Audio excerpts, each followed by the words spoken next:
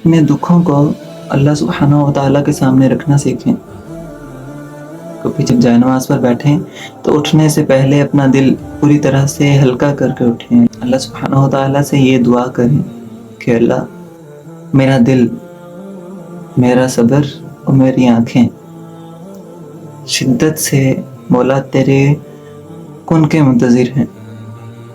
اور اللہ سے دعا کریں کہ اللہ کہ میں تیری کن کا شدت سے منتظر ہوں، اور میں اللہ میری یہ آزمائش جلدی سے ختم فرما دے.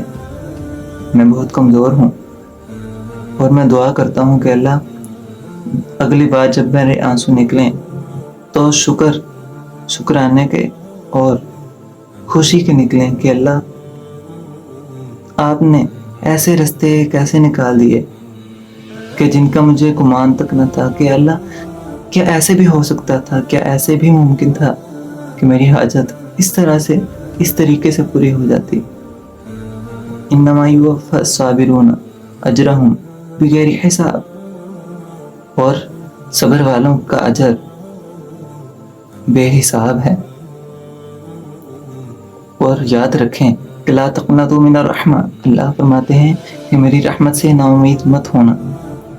اور یاد رکھنا لا یکلف اللہ نفسا الا وسعها، اللہ کسی بھی نفس پر اس کی برداشت سے زیادہ بوجھ نہیں ڈالتے. اللہ آپ کی سنیں گے اور اللہ آپ کی قبول بھی کریں گے.